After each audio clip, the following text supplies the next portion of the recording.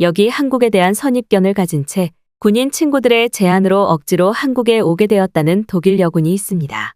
그녀는 군부대 체험 참석을 위해 먼저 중국에 방문했다가 곧바로 뒤이어 한국을 방문하고 난 뒤 이름까지 한국말로 바꿔버리는 엄청난 선택을 하고 말았다고 하는데요. 과연 한국을 방문한 독일 여군에게는 무슨 일이 있었던 것일까요? 안녕하세요. 저는 독일 출신의 니케라고 합니다. 저는 20살이 되자마자 독일에서 전문장교 공부를 하며 군부대에 지원했고 그 뒤로 쭉 독일 여군으로 생활해 왔는데요. 약 3년의 시간 동안 단 하루의 쉬는 날도 없이 국가에 봉사를 하고 지내왔던 저는 얼마 전 중국에서 열리는 군부대 위생 관련 학회에 초대받게 되었고 저희 부대 동료들과 함께 아시아 지역의 새로운 군부대 막사도 구경할 겸 휴가 아닌 출장을 떠나게 되었습니다. 군인의 신분으로 가는 것이 아닌 그저 평범한 일반인의 신분으로 출장차 여행을 가는 것이기에 어느 정도 마음이 편했던 것은 사실이지만 이러한 저희 여행에 대한 환상은 중국에 도착하자마자 산산조각나고 말았는데요. 평소 중국이 잘 사는 나라라며 강한 관심을 보여왔던 같은 부대 동료 엘가는 중국 교포 출신의 남자친구마저 사귀고 있었기에 이번 군부대 위생 관련 학회 참석도 엘가의 끝없는 설득 때문에 진행됐던 것이 사실입니다. 하지만 어렴풋하게나마 중국이 그다지 좋지 않은 나라라고 알고 있었던 저는 그저 단순한 막사 체험을 위해 중국을 가는 것은 위험하지 않냐고 했지만 엘가는 자신의 중국인 남자친구를 만나야 한다는 이유 때문인지 절대 위험한 일은 없다는 말과 함께 요즘 중국은 전 세계의 부자들이 모여드는 안전한 나라라며 난리를 쳤고 결국 저와 몇몇 군인 동료들은 엘가의 설득에 못 이겨 강제적으로 중국으로 향하고 말았죠. 그런데 놀랍게도 중국은 저희가 상상하는 모든 것을 뛰어넘은 어처구니 없는 후진국의 나라였는데요. 특히나 그 중에서도 제일 당황스러웠던 것은 바로 저희가 머무를 호텔에 도착했을 때였습니다. 중국이 부유한 나라라고 했던 엘가의 말과 달리 중국의 호텔은 5성급 호텔을 찾아가도 호텔 로비에서부터 이미 수많은 노숙자들이 무리를 이루어 저와 같은 외국인들에게 가방을 이동시켜주겠다는 제안을 하며 강제적인 돈을 요구했고 더욱 이해할 수 없었던 것은 호텔 로비의 중국인 직원들은 로비의 중국인 노숙자들을 그저 내버려두고 있었기 때문인데요. 심지어 호텔 로비에 있던 중국인 직원들은 평소 위생 상태가 좋지 않은지 로비에서 일하고 있음에도 떡진 머리와 긴 손톱을 보이고 있었고 평소 군인답게 위생에 신경 써왔던 저는 이러한 중국인들의 모습에 기겁할 수밖에 없었습니다. 알고 봤더니 중국인들은 매일 씻는 것을 오히려 욕하는 이상한 문화를 가진 사람들이었고 그래서 그런지 길거리에는 도저히 참을 수 없는 악취가 도시 전체에서 풍겨오고 있었죠. 또한 이에 더해 더욱 충격적이었던 것은 중국 군부대의 막사를 방문했을 때였습니다.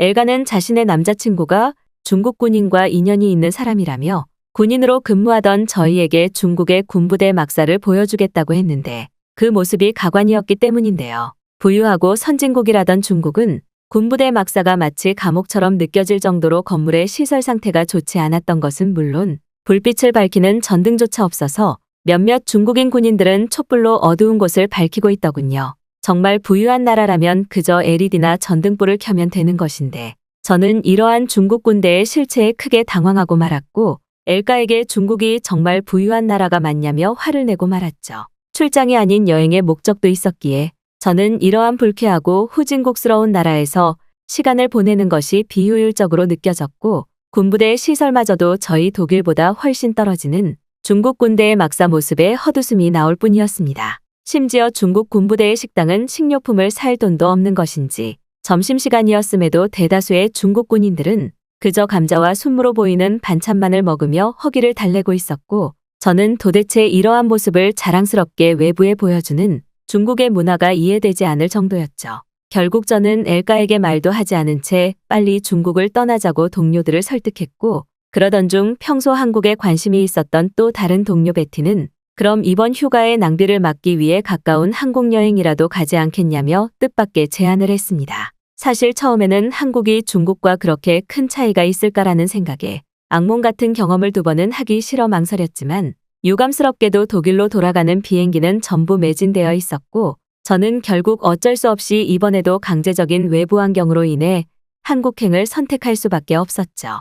그런데 처음 도착한 한국이라는 나라에서 저는 입국 심사가 끝나고 공항 라운지에 들어서자마자 깜짝 놀라고 말았습니다. 중국과 비슷한 나라일 거라고 예상했던 한국은 충격적이게도 이미 공항에 있는 한국인들의 모습에서부터 부유한 국가라는 느낌이 들었고, 심지어 공항 내부에는 한국인들보다 한국을 방문한 저와 같은 외국인들이 더욱 많이 보였기 때문인데요. 실제로 한국에 오기 전 방문했었던 중국은 공항에서 외국인은커녕 온통 중국인들밖에 없던 것은 물론 중국인들은 기본적인 영어조차 하지 못해서 여행의 길 안내를 받는 것이 너무 힘들었는데 놀랍게도 한국은 여기에서도 많은 차이가 나더군요. 부대 동료들과 함께 공항에 도착하자마자 공항에 있던 한국인 직원분은 저희에게 다가오시더니 무료 와이파이 포켓이라며 저희의 통신사를 무료로 교체시켜 주셨고 휴대폰 문자를 통해 항공여행에 필요한 필수 교통 어플들을 자동으로 설치해 주기까지 했기 때문입니다. 놀랍게도 한국은 휴대폰 어플에 목적지를 입력하면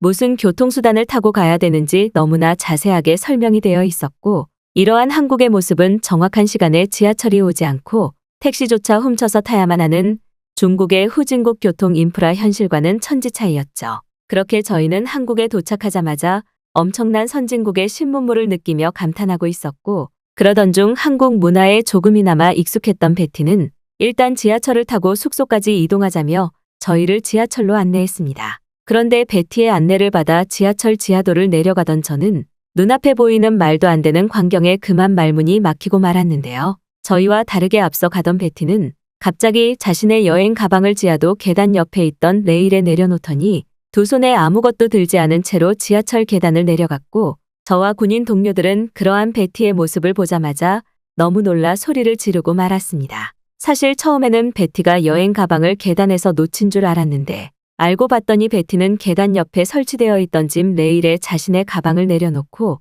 너무나 편하게 계단을 내려갔던 것이었고 저는 한국의 말도 안 되는 편의시설 인프라에 깜짝 놀라고 말았죠. 주위를 살펴보니 이미 한국인들은 이러한 편의시설이 익숙한 듯 누구 하나 할 것 없이 자신의 무거운 여행 가방을 익숙하게 레일에 올려놓았고 편안하게 계단을 내려가 목적지에서 자신의 여행 가방을 순서대로 가져갈 뿐이었습니다. 중국뿐만 아닌 제가 살아왔던 독일에서도 지하도의 이러한 기가 막힌 편의시설은커녕 평범한 계단조차 제대로 관리되고 있지 않아 가끔 군사무기 학회 때문에 해외로 나갈 때면 무거운 여행 캐리어를 옮기는 것부터 스트레스를 받았는데 놀랍게도 한국은 이러한 불편사항을 너무나 편리하게 해결한 것이었죠. 저희의 뒤를 따라오던 한국 방문 외국인들도 깜짝 놀랐는지 짐을 계단에서 옮겨주는 레일을 보고는 연신 사진을 찍으며 원더풀을 외쳐댔고 저는 왠지 모르게 그러한 외국인들의 모습을 보자 뿌듯한 마음이 들기까지 했습니다. 아무리 생각해봐도 한국은 중국과는 비교조차 되지 않는 기술과 편의시설,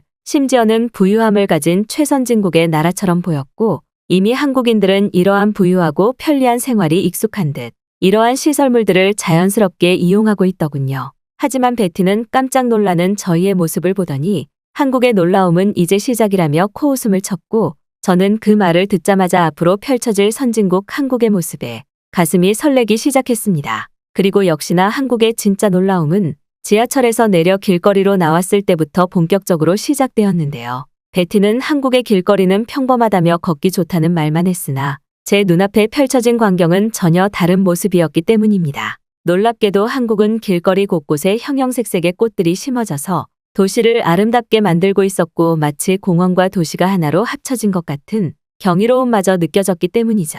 중국의 길거리를 걸었을 때에는 길거리 곳곳에 노숙자는 물론 언제 세탁을 했는지 모를 정도의 옷을 입고 외국인의 가방만을 노리는 범죄 조직들이 너무 많아서 도시를 산책하는 것 자체가 불가능했는데 한국은 길거리가 깨끗한 것은 물론 도시 어디를 가더라도 꽃과 공원이 길거리에 항상 있었습니다. 한국인들에게는 별것 아닌 평범한 광경일 수 있겠으나 이러한 모습은 제가 태어난 독일에서도 절대 평범하게 볼 수 없는 광경이었고 저의 부대 동료들조차 길거리 주위의 꽃밭을 보며 한국에 있으니 왜 이렇게 마음이 편해지는지 모르겠다는 감탄사를 표하더군요. 단순한 튤립부터 장미, 심지어는 다양한 수목나무들이 길거리 곳곳에 심어져 있었고 이러한 한국의 모습은 국가 자체가 얼마나 부유한 나라인지 도시 미관에서부터 유추할 수 있을 정도였습니다. 중국에서는 그나마 이름이 알려진 대형 공원을 가더라도 다 뽑혀버린 잔디만이 존재하는 형편없는 공원일 뿐이었는데 한국은 도시 미관에도 돈을 사용할 수 있는 부유한 나라인지 비싼 꽃과 나무들이 도시 곳곳을 꾸며주고 있었거든요. 이미 한국에 도착하고 1시간밖에 지나지 않은 상황이었지만 저는 왜 그동안 한국이 중국과 비슷한 나라라고 오해했을까라는 후회스러움이 몰려왔고, 그동안 한국이 너무나 여행하기 좋은 나라라며 같이 가기를 제안했던 패티가 너무나 고맙게 느껴지기까지 했습니다. 그렇게 약 1시간 정도 저는 서울의 중심에 있는 광화문과 거리를 걸으며 선진국 한국을 피부로 느꼈고, 베티는 저희의 만족한 표정을 보더니 이제는 중국과 비교하기 쉽게 한국의 군부대 체험을 가보자는 뜻밖의 제안을 했는데요. 알고 봤더니 서울 근처의 부대에서는 저희와 같은 외국인 관광객들을 위한 군부대 개방 행사가 진행되고 있던 와중이었고, 독일에서 군인으로 근무하던 저와 동료들은 평범한 길거리마저 이렇게나 아름다운데 한국의 부대는 어떨까라는 기대감을 가지고 개방 행사 부대로 향했습니다. 그리고 역시나 베티와 함께 버스를 타고 도착한 한국의 군부대는 정문에서부터 말이 나오지 않을 정도였는데요.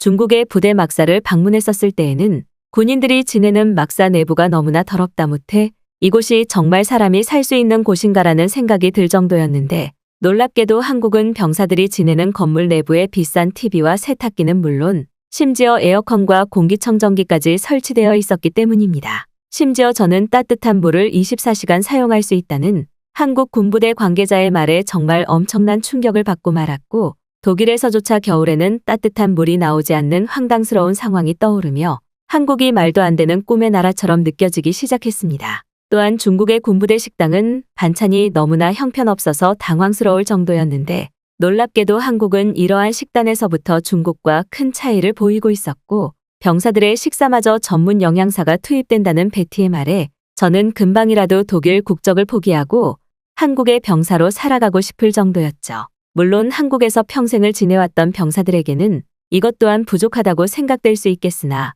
한국보다 한참이나 후진국이고 가난한 나라인 중국과 독일의 군부대의 실체를 알고 있던 저에게는 왜 한국이 현재 많은 외국인들의 첫 번째 이민 국가로 꼽히고 있는지 충분히 이해가 되더군요. 심지어 베티는 최근 한국의 군사무기들이 엄청나게 기술적으로 수준이 올라 폴란드는 물론 각종 선진국들까지 한국의 무기를 사기 위해 줄을 서고 있다고 했고, 저는 바로 그때 중국은 절대 한국을 따라잡을 수 없는 나라이면서 국방력마저 수준 미달이라는 것을 완전히 이해했습니다. 평소 중국의 강한 자부심을 보여왔던 저희 동료 엘가에게 한국의 군부대 사진과 급식들을 보여주니 이건 전부 사진일 뿐이라며 거짓말을 하지 말라고 했고, 저는 결국 한국에서 열리고 있는 군부대 체험 행사 현수막까지 보여줄 수밖에 없었죠. 하지만 엘가는 한국의 이러한 모든 것은 전부 중국 군부대의 사진들을 합성해서 만든 것이라는 어처구니 없는 답변만을 했고, 저는 동료들에게 엘가의 황당스러운 문자 내용을 보여주며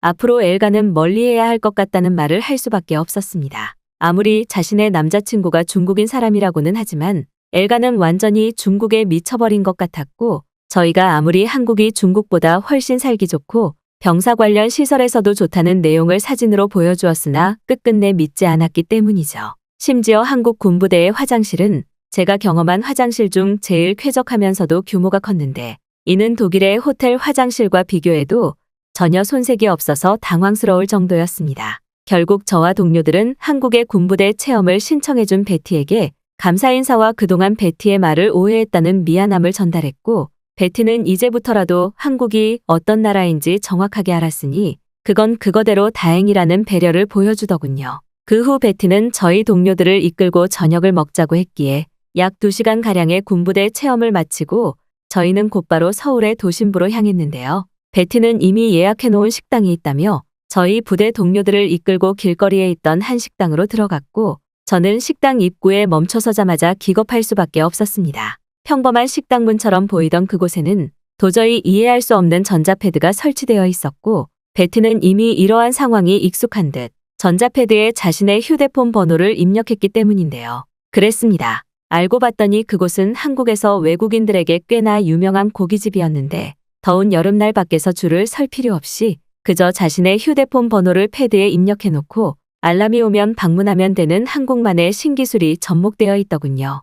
사실 중국에서 식당을 방문했을 때에는 조금 인기 있는 집을 가면 대부분은 중국인들이 저희의 줄을 노려보다가 알 수 없는 중국말을 내뱉으며 새치기를 했었는데, 한국은 이러한 새치기를 노리는 한국인들이 주위에 보이지도 않을 뿐더러 편리한 전자패드로 예약을 기다리면 되니 새치기를 당할 상황조차 없었습니다. 말 그대로 한국은 디지털 기술이 극한까지 발전해버린 상상 속의 나라나 마찬가지였고 이미 베티는 단연간의 한국 여행으로 이러한 신문물을 전부 사용할 수 있던 것이었죠. 저뿐만 아니라 다른 동료들도 한국인들은 생활에 불편한 상황을 조금도 참지 못하는 것 같다며 웨이팅 전자패드 시스템에 혀를 내둘렀고 저는 바로 이때 한국으로 이민을 와야겠다는 생각이 들었습니다. 물론 독일에서 국가에 헌신하고 봉사하며 지내왔던 생활이 있었지만 아무리 생각해봐도 앞으로의 기술 발전으로 인한 수혜는 한국이 더욱 많이 있을 것 같았기 때문이죠. 베티는 저희 의견을 듣더니 자신 또한 그러한 한국 이민의 생활을 계획하고 있다며